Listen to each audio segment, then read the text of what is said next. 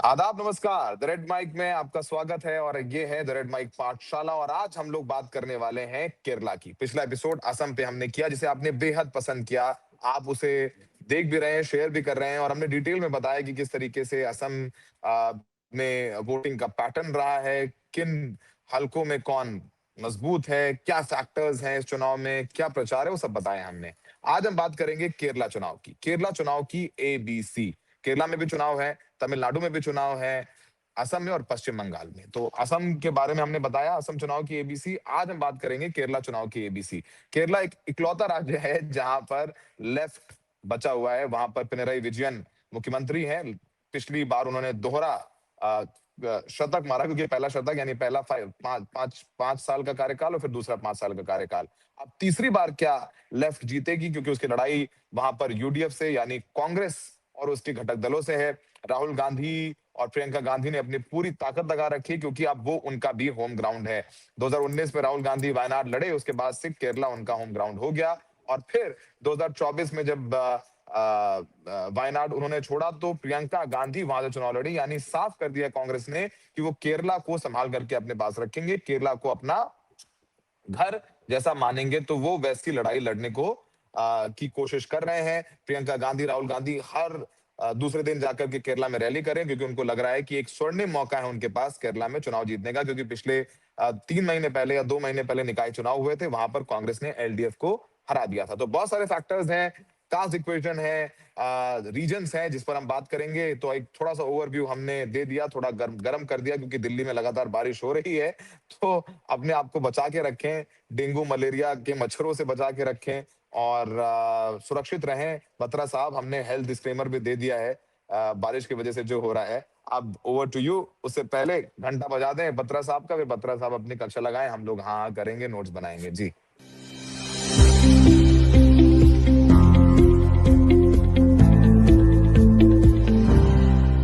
तो बत्रा साहब, over to you. तस्वीरों में पिनराई विजयन दिख रहे हैं, शशि थरूर साहब दिख रहे हैं, KC वेणुगोपाल दिख रहे हैं, राजीव चंद्रशेखर दिख रहे हैं, बड़े बड़े नाम दिख रहे हैं। अब आपके हवाले ये कक्षा, हम सब लोग जो है कापी पेन लेके बैठ गए हैं। थैंक यू सौरभ, आपने बहुत अच्छी भूमिका बांधी है कि केरला केरला एक वो राज्य है जहाँ की राजनीति भी अब फ्लक्स में आनी शुरू हो गई है और कई सारे चेहरे हैं। शायद 10 साल पहले बीजेपी का कोई चेहरा नहीं होता, लेकिन आज की तारीख में एक बीजेपी का चेहरा भी रखना जरूरी है, क्योंकि जो एक LDF UDF का बैटल ग्राउंड था, उसमें अब एक तीसरा खिलाड़ी है। वो खिलाड़ी अभी इतना सशक्त नहीं है, लेकिन वो इतना सशक्त नहीं है कि वो सरकार बना पाए या सीटें जीत पाए, पर इतना सशक्त है कि वो बाजी पलट सकता है इधर उधर LDF और UDF के। तो इसीलिए, और खासकर अब तो हम केरला भी नहीं, हम केरलम बोलते हैं, नाम भी बदला है पिछले कुछ महीनों में। हमने दर्शकों के लिए अभी केरला ही इसमें रखा है, पर केरलम जो स्पेलिंग है वो नया, और उसका प्रोनाउंसिएशन भी मुझे लगता है यही होगा। वो अब ज्यादा यूज हो रहा है क्योंकि सेंट्रल गवर्नमेंट ने भी अप्रूव कर दिया है। तो शुरू करते हैं केरला की डीप डाइव, कि केरला के बारे में थोड़ी बात करेंगे। केरला का जो डेमोग्राफी है, जो उसका पॉलिटिकल भूगोल है, और पिछले कुछ सालों में क्या ट्रेंड्स रहे और किस पार्टी ने किस इलाके में कितना अच्छा किया, और फ्यूचर जो है, जो इस इलेक्शन में कौन सी पार्टी कौन से इलाके पे ध्यान देना चाहेगी। तो सौरभ, अगर हम पहली स्लाइड पर आपकी अनुमति से बढ़े, तो हम जैसे हमने असम को 5 हिस्सों में बांटा था, हमने केरला को 3 हिस्सों में बांटा। इसमें नॉर्थ केरला, टोटल केरला में 140 सीटें हैं। नॉर्थ केरला जो ये गुलाबी सा है, इसमें 48 सीटें हैं। बैंगनी में सेंट्रल केरला रखा है, 25 सीटें, और दक्षिण केरला उसमें 67 सीट्स हैं, 67 सीटें हैं। तो इन ये जो कुल सीटें हैं, इनमें से 14 SC रिजर्व्ड है और 2 ST रिजर्व्ड हैं। पर अब हम देखेंगे कि केरला एक ऐसा राज्य है सौरभ, जहां की सोशल डेमोग्राफी बहुत डाइवर्स है, अलग अलग इलाकों में अलग अलग तरह के लोग हैं, और उसका ब्यौरा हम अगली स्लाइड पे देते हैं। जब हम धर्म के आधार पर देखते हैं कि कहां पर किस इलाके में किस धर्म की ज्यादा कॉन्सेंट्रेशन है। ओवरऑल केरला एक प्लूरलिस्टिक सोसाइटी है। हिंदुइज्म 55% है। आप देखेंगे बहुत सारे जो नॉर्थ इंडिया के राज्य हैं, उनसे कुछ बहुत कम है ये 55%, और 55% हिंदुइज्म है, लेकिन इस्लाम 27% है, क्रिश्चियनिटी 18% है। तो इसीलिए मैं इसको कहूंगा एक प्लूरलिस्टिक सोसाइटी है। और यहाँ पर आप पाएंगे कि एक बहुत ही ठीक ठाक सोशल हार्मनी के साथ चीजें चल रही हैं। हमने जो 3 मैप दिखाए हैं उसमें बताते हैं हम कि किस तरीके से जो धार्मिक कंसंट्रेशन है वो कहाँ कहाँ पर है। और यहाँ से एक बहुत इंटरेस्टिंग ट्रेंड निकलेगा, क्योंकि धर्म एक इंपॉर्टेंट आइडेंटिटी इशू है भारत की पॉलिटिक्स में आज भी। तो उस वजह से जो मैप होगा केरला का पॉलिटिकल मैप, वो भी शेप होता है डेमोग्राफी की वजह से। तो देखेंगे आप सकी जो हिंदू कंसंट्रेशन है वो तकरीबन सारे इलाकों में ठीक ठाक मात्रा में है। मैं मुस्लिम कंसंट्रेशन पर ज्यादा बात करूंगा। अब देखिए नॉर्थ में जो दूसरा मैप है बाईं तरफ से, जो नॉर्थ है, नॉर्थ में ज्यादा कंसंट्रेशन आप मुस्लिम्स की पाएंगे। उसमें भी एक डिस्ट्रिक्ट है मल्लापुरम, वो वहां पर काफी ज्यादा कंसंट्रेशन है। और यहीं पर मुस्लिम लीग जो है, केरला में एक मुस्लिम लीग पार्टी है जो कांग्रेस की अलायंस पार्टनर है, वो उनका एक अच्छा स्ट्रॉन्ग इलाका माना था। जो वायनाड का इलाका है वो भी इसी इलाके में है, नॉर्थ केरला में, जिसका आपने अभी जिक्र किया। इस इलाके में लेफ्ट के भी कुछ बैस्टियंस हैं। नॉर्थ केरला में कुछ ऐसे डिस्ट्रिक्ट्स हैं जहां लेफ्ट बहुत ट्रेडिशनली अच्छा करता आया है। फिर हम थोड़ा जब दक्षिण में जाते हैं तो हम पाते हैं कि एक ठीक ठाक कॉन्सेंट्रेशन क्रिश्चियंस का है। सॉरी, इसमें पथनमथिट्टा, एर्नाकुलम, अलापुरा, ये सारे डिस्ट्रिक्ट्स जो हैं, यहाँ पर ठीक ठाक एक क्रिश्चियन कॉन्सेंट्रेशन है। और केरला में इंटरेस्टिंग ये है कि क्रिश्चियन पॉपुलेशन कोई एक मोनोलिथ नहीं है, मतलब वो कोई एक आकार की डेमोग्राफी नहीं है। उसके अंदर भी अलग अलग चर्चेज हैं, अलग अलग सेक्ट्स हैं। लोगों ने सुना होगा कि ऐसे प्रधानमंत्री और बीजेपी जो है वो एक पर्टिकुलर सेक्ट को कोशिश कर रही है अपनी तरफ लाने का। ऐसे ही कांग्रेस लैटिन चर्च है, एक सीरियन जेकोबाइट चर्च है, इनको इनके साथ एक बैलेंस बना के चलने की कोशिश करते हैं कि चलिए हमें ये वोट ठीक ठाक मिल जाए, क्योंकि वहां पे चर्च का प्रभाव रहता है। तो अगर आप देखिए मैं केरला को कैसे विजुअलाइज करता हूं कि नॉर्थ में कि हिंदूज जो है वो पूरे राज्य में, उसमें नायर भी हैं, नाम्बियार भी हैं, अपर कास्ट, उसमें एक बहुत पॉपुलर कम्युनिटी का मतलब बहुत अच्छी बड़ी संख्या में कम्युनिटी है। एरवा कम्युनिटी, उसको ओबीसी होती है, SC ST भी हैं, संख्या में है बट है। लेकिन धर्म वाइज अगर हम देखें तो नॉर्थ में मुस्लिम्स का कॉन्सेंट्रेशन और दक्षिण में क्रिश्चियंस का कॉन्सेंट्रेशन, और पूरे राज्य में हिंदूज की एक ठीक ठाक संख्या। इसी वजह से केरला का जो चुनाव है वो बहुत ही डाइवर्स हो जाता है। और आप पाएंगे सौरभ की केरला में इतनी तरह की पार्टीज हैं, इतने तरह के फैक्शंस हैं कि आप नाम भूल जाते हैं। केरला कांग्रेस है, केरला कांग्रेस M है, केरला कांग्रेस A है, केरला कांग्रेस J है, NCP है, JDU है, JDS है, मतलब छोटी छोटी एक एक दो दो केरला। एक कांग्रेस सेक्युलर है, एक प्रॉपर कांग्रेस है, एक कम्युनिस्ट पार्टी ऑफ इंडिया है, communist party of India Marxist है, एक कम्युनिस्ट मार्क्सिस्ट पार्टी है। तो एकदम जिसे कहते हैं एक पिटारा है पार्टीज का। और ये पार्टीज दो जो बड़े स्तंभ हैं वो है कांग्रेस एक तरफ, और जो लेफ्ट की दो बड़ी पार्टीज हैं CPI और CPIM एक तरफ। और अब एक तीसरा जो ध्रुव बना है पिछले कुछ 10-12 साल में वो है बीजेपी का। अभी भी बहुत कमजोर है बट उसके भी अपने अलायंस पार्टनर्स रहते हैं। और ये जो दो फ्रंट बड़े और एक उभरता हुआ फ्रंट, ये केरला की राजनीति को डिफाइन करता है। और उसका कॉन्टेक्स्ट है ये जो मैंने आपको मैप दिखाया, एक कॉन्टेक्स्ट ये। अगर आपका कोई सवाल हो तो हम इस पर चर्चा कर सकते हैं, वरना हम आगे बढ़ते हैं। नहीं, सारे सवाल एंड के लिए रखेंगे। पहले ठीक है, आप बताते हुए जाइए, फिर हम सारे डाउट्स आपसे पूछेंगे एक एक करके। जी ठीक है। मैंने अभी जिक्र किया था कि शेड्यूल कास्ट, शेड्यूल ट्राइब कम संख्या में है। वही अगर राष्ट्र की एवरेज है 22% SC ST, तो केरला में केवल 10.5% SC ST है। उसमें 9% SC है और 1.5% ST है। और आप देख सकते हैं कि रिजर्वेशन भी इस वजह से जो है वो उन्हीं इलाकों में है जहां ठीक ठाक संख्या है। देखेंगे कि SC का कॉन्सेंट्रेशन सेंट्रल और साउथ में है, नॉर्थ में कुछ खास नहीं। नॉर्थ में कुछ डिस्ट्रिक्ट्स में ट्राइबल सीटें भी आपको मिल जाएंगी। ये कोई बहुत इंपॉर्टेंट एक डिस्टिंक्शन नहीं है, बस ये है कि केरला का चुनाव जो है वो अमीरी गरीबी पर भी लड़ा जाता है, क्लास वाइज। सिर्फ कास्ट और रिलीजन नहीं, या क्लास भी एक रोल प्ले करता है। मैं बताऊंगा आगे। वो पिछले चुनाव में एक बहुत इंपॉर्टेंट उसने रोल प्ले किया जब LDF ने एक ट्रेंड तोड़ा। ट्रेंड क्या था कि अभी तक कई दशकों से ही चला आ रहा था कि केरला हर बार रोटी पलटता है, कि 2006 में अगर लेफ्ट आया तो 11 में कांग्रेस आया, तो 16 में लेफ्ट आया, तो 21 में कांग्रेस और UDF की बारी थी, पर वो नहीं हुआ। और वो भी जिक्र करेंगे ऐसा क्यों नहीं हुआ। बट अब आगे बढ़ते हैं सौरभ, और अब ये देखते हैं कि पिछले 3 चुनावों में क्या मोटे मोटे ट्रेंड्स रहे।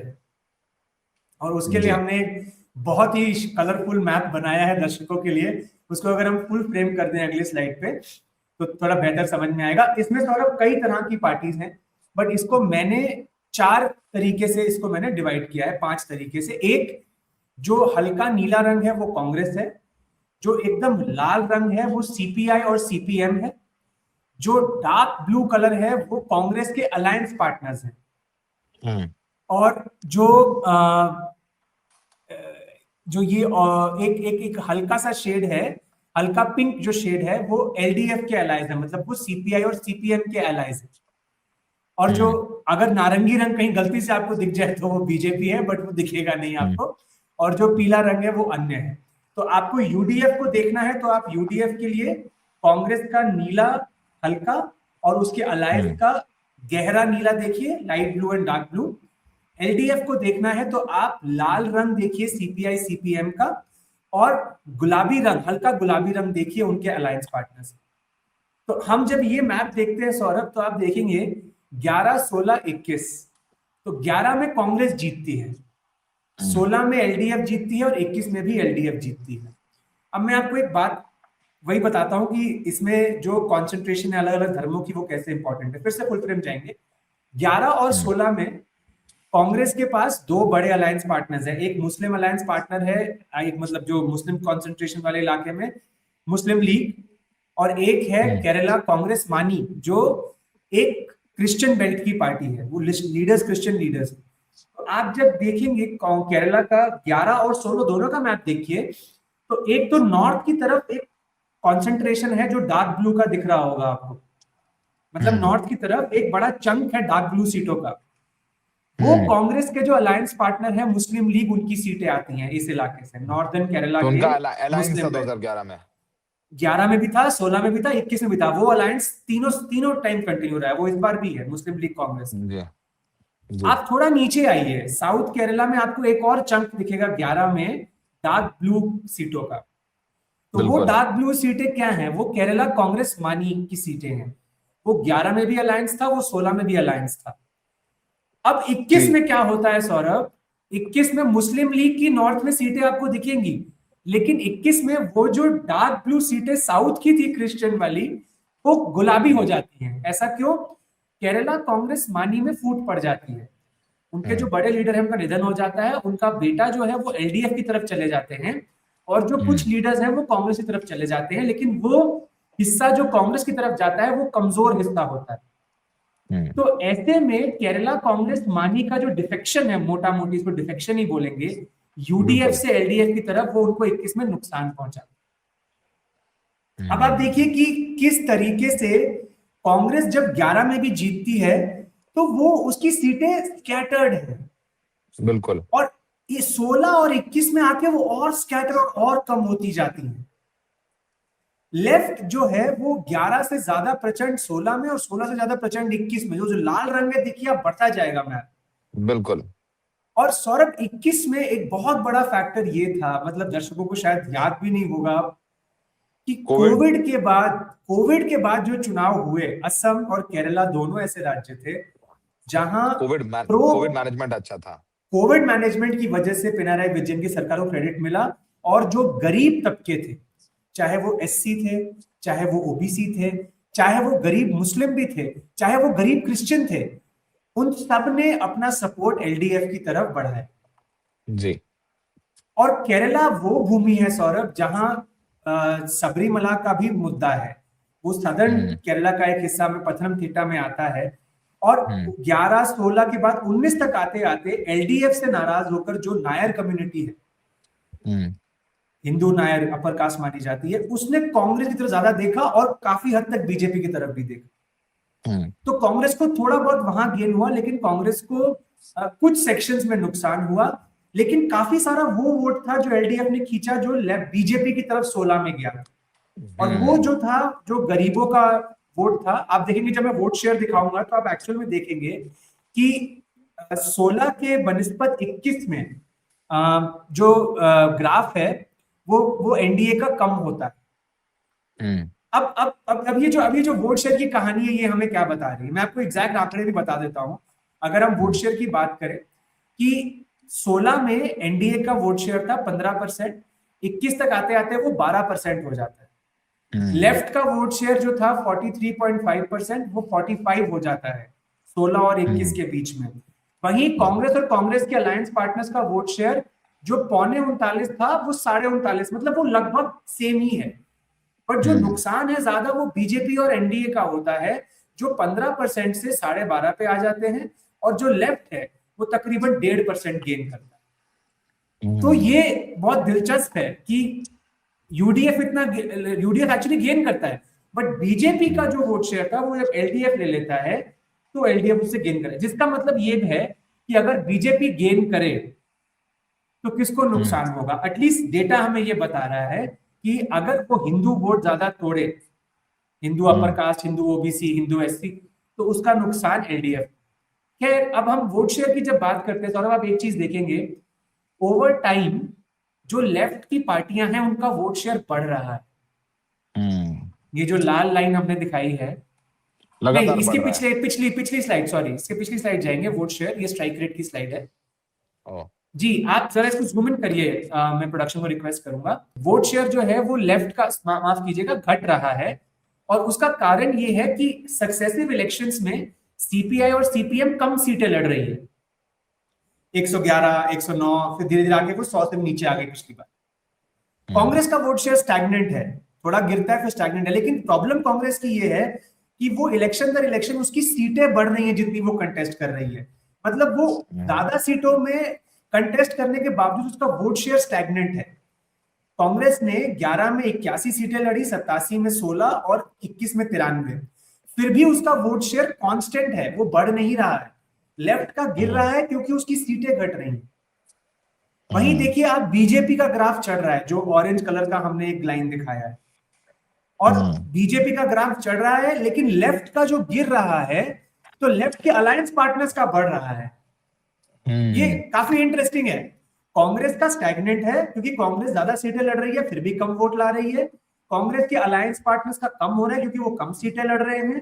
वहीं हम्म। लेफ्ट का गिर रहा है क्योंकि वो कम सीटें लड़ रहे हैं, लेकिन लेफ्ट के अलायंस पार्टनर्स का बढ़ रहा है क्योंकि वो ज्यादा सीटें लड़ रहे हैं। तो कमजोर हम्म। कड़ी जो है यूडीएफ में वो एक्चुअली कांग्रेस है। हम्म। और इसका तो मैं इस एक और बार। आपको अगली स्लाइड में दिखाता हूं सौरभ, इसका एक और आर्ग्यूमेंट कि कैसे स्ट्राइक रेट अगर हम देखें अलग अलग अलायंस पार्टनर्स का, चाहे वो लेफ्ट हो, चाहे वो कांग्रेस हो, चाहे वो उनके पार्टनर्स हो, देखिए लेफ्ट का स्ट्राइक रेट बढ़ता जा रहा है। हम्म। वो कम सीटें लड़ रहे हैं तो कन्वर्जन बेहतर हो रहा है। लेफ्ट के अलायंस पार्टनर्स का भी स्ट्राइक रेट बढ़ता जा रहा है। वहीं हम्म। कांग्रेस का स्ट्राइक रेट कितना नीचे गिर गया है, और कांग्रेस के अलायंस पार्टनर्स का भी स्ट्राइक रेट नीचे गिर गया है।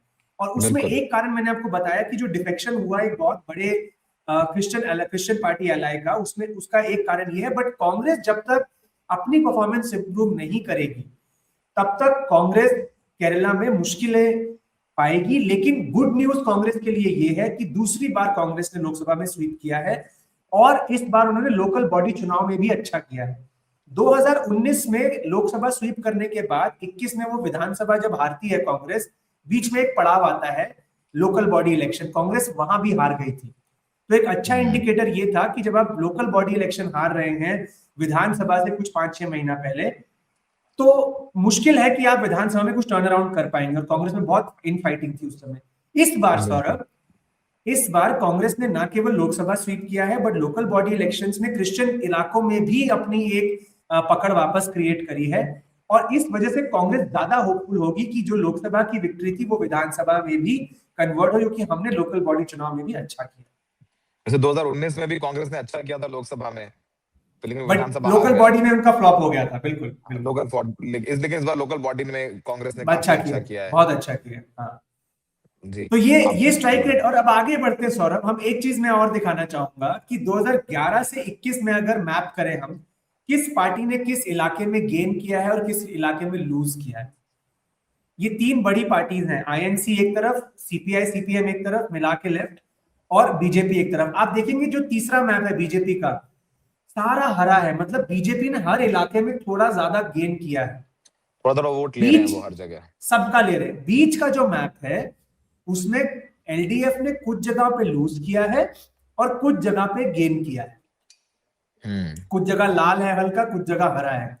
लेकिन हम कांग्रेस को देखिए, कांग्रेस ने ना के बराबर सीटों में वोट शेयर गेन किया, उसने लूज ही किया है और अक्रॉस द स्टेट लूज किया है। विधानसभा इलेक्शन में 11 से 21, अगर हम 11 और 21 को कंपेयर करें, और खासकर जो सदर्न बेल्ट है जहां से शशि थरूर के तिरुवनंतपुरम हो गया, ये जो सारे इलाके हैं जिसे हम ट्रैवनकोर बोलेंगे, वहां पे कांग्रेस का बहुत नुकसान हुआ है और वहां गेन बीजेपी का हुआ।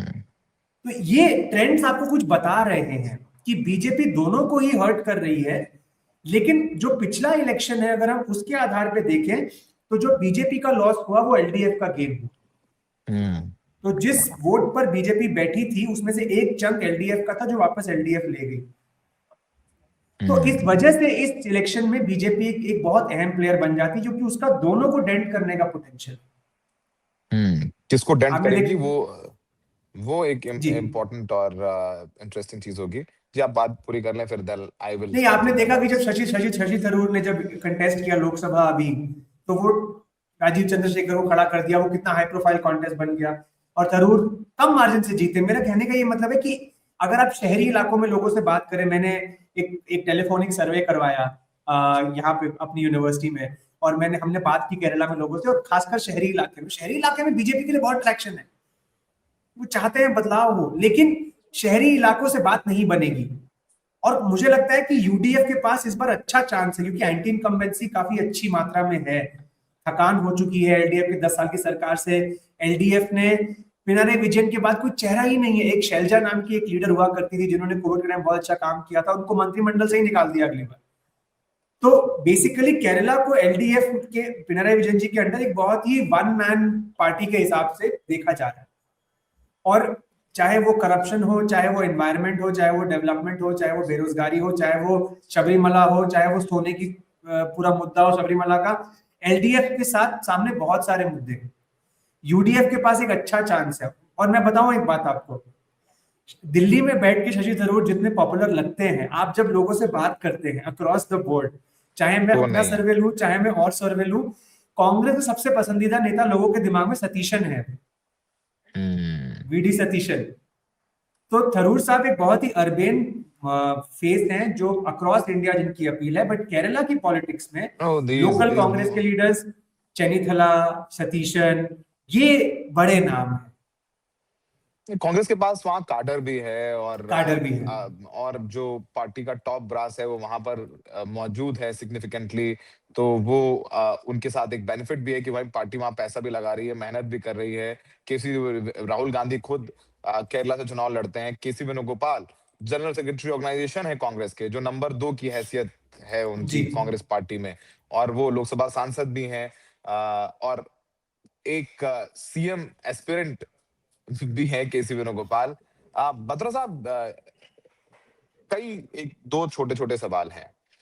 हम अक्सर जब उत्तर भारत के इलेक्शंस को देखते हैं तो बहुत कास्ट बेस्ड वोटिंग होती है यहाँ पर, और उसी आधार पर जीत हार निश्चित होती है। क्या केरला में भी कास्ट फैक्टर है जो बहुत डोमिनेंट है when it comes to voting? नहीं, तो मैंने आपको जैसे कहा कि कास्ट माइनस नहीं कर सकते, लेकिन कास्ट की रिलेटिव इंपॉर्टेंस कम हो जाती है। मैं कहूंगा कि पूरे देश में ऐसा कोई राज्य नहीं होगा जहां कास्ट और ट्राइब इंपॉर्टेंट नहीं होगी, लेकिन उसकी वेटेज कितनी है लोगों के दिमाग में, तो केरला में वो कम है। कारण ये है, केरला में मैंने बताया कि जैसे पिछली बार काफी ऐसी कम्युनिटीज थी, मुस्लिम और क्रिश्चियन में भी, जो धर्म से उठकर क्लास के बेसिस पर एलडीएफ को वोट करती। सिमिलर मैंने बात कही कि जो ओबीसी एसटी कम्युनिटी है वो यस प्रेफर करती है लेफ्ट को, लेकिन अगर लेफ्ट गवर्नेंस नहीं देगी तो ऐसा नहीं है कि वो किसी का बंधुआ वोट है। मैं आपको एक स्टेटिस्टिक दे देता हूं, ये मैंने अभी ही कुछ देर पहले ही निकाला है। अगर हम सीएसडीएस का पोस्ट पोल देखें पिछली बार का, जो 2021 में उन्होंने किया था, तो आप देखिए जो ये एरवा कम्युनिटी है, जो ओबीसी कम्युनिटी है सबसे बड़ी, वो लेफ्ट को देती है 2021 में 53% वोट, यूडीएफ को 21% वोट और एनडीए को 23% वोट। जो एससी कम्युनिटी है वो 21, 69 और 7, मुस्लिम कम्युनिटी 58, 39, 1। ये communities as caste blocks vote कर रही होंगी, लेकिन उसका वेटेज कम है। ज्यादा जो मुद्दा है वो क्लास का है, वो वेलफेयर का है, वो काम का है, परफॉर्मेंस का है। तो हम्म। उसको आप जीरो अब वेटेज नहीं दे सकते, लेकिन ये नहीं कह सकते कि क्योंकि मैं अरवा हूं इसलिए मैं सीपीएम को वोट करूंगा। ये वो यादव यूपी, यादव बिहार वाला एंगल नहीं है। वो काम नहीं, एक वो एक एंगल नहीं वेटेज है। है कुछ, लेकिन उसके बियॉन्ड भी बहुत सारी चीजें। अब बत्रा साहब हमारे दूसरे प्रश्न की ओर। बत्रा साहब ये बताइए कि क्या केरला में भी हिंदू बनाम मुसलमान, हिंदू बनाम क्रिश्चियन ये सब होता है? और अगर होता है तो कौन करता है और किससे उसको ज्यादा फायदा होता है? देखिए सौरभ, ऐसा हो ही नहीं सकता इतने डाइवर्स राज्य में ये सब ना हो। और मैं आपको एक बात बता दूं, पिछली बार तो लेफ्ट ने क्रिश्चियन वर्सेस मुस्लिम करने की कोशिश की थी। वहां पे मुस्लिम हम्म। लीग नाम की एक पार्टी है, तो एलडीएफ और हम्म। बीजेपी ये बोलते हैं कि जब यूडीएफ सत्ता में आती है मुस्लिम लीग सरकार चलाती है, हाँ। कांग्रेस की हैसियत इतनी नहीं बचती। तो वो इनडायरेक्ट हिंट है कि भैया देखिए मुस्लिम सरकार है, आप क्रिश्चियन और हिंदू जो है वो हमारे पास आ जाइए। वो है, ये बिल्कुल है। लेकिन ये जितना ऊपर दिखता है, क्या उतना वो जमीन पर कोई डिसहार्मनी क्रिएट करता है या पेनिट्रेट करता है? मुझे इतना नहीं लगता। और ऑनेस्टली बताऊं, मैं इस बार चुनाव के लिए गया नहीं तो मैं बोल नहीं सकता, लेकिन जितना मैं लोगों से बात करता हूं, मेरे कुछ कॉलीग्स हैं, स्टूडेंट्स हैं, मुझे नहीं लगता कि वो एज सच इतना कोई ज्वलंत मुद्दा है। उसको कोशिश की जाती है बनाने की वो मुद्दा, और शायद कुछ सेक्शंस में जो थोड़े समृद्ध हैं ये बात चलती भी है, जो सबरीमला का मुद्दा है जैसे।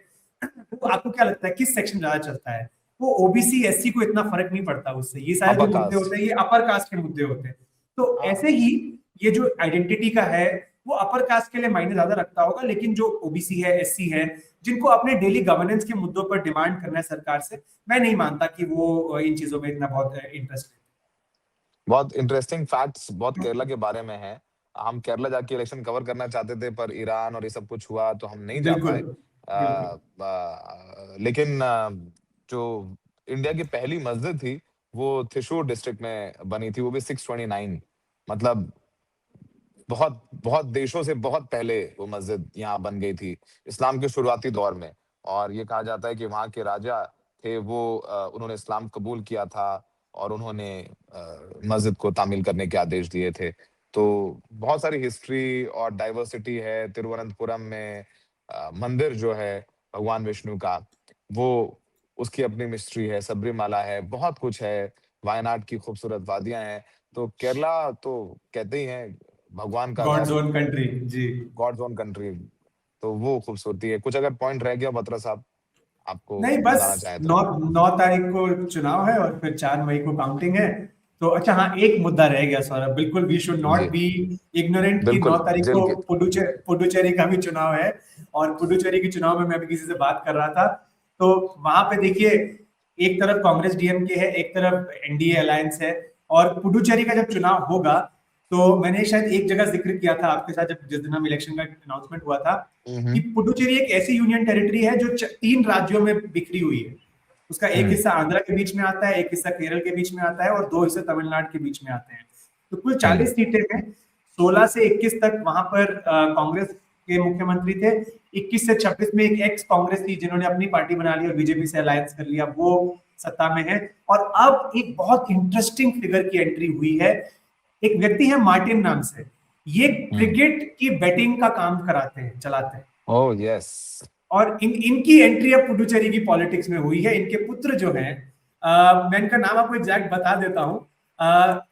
ये मतलब बहुत ही इंटरेस्टिंग चुनाव हो सकता है, लेकिन मैं जो मार्टिन सुन मार्टिन रहा साहब हूं। ने बहुत चंदा दिया है, बहुत चंदा दिया है, भारतीय जनता हाँ पार्टी को भी दिया है, डीएमके को भी दिया है। जब इलेक्टोरल बॉन्ड्स हाँ। का डेटा सामने आया था तो सबसे ज्यादा सांटियागो चंदा मार्टिन, देने वाले Santiago Martin Santiago lottery Martin. Lottery lottery baron, और इनके पुत्र हैं होसे चार्ल्स मार्टिन।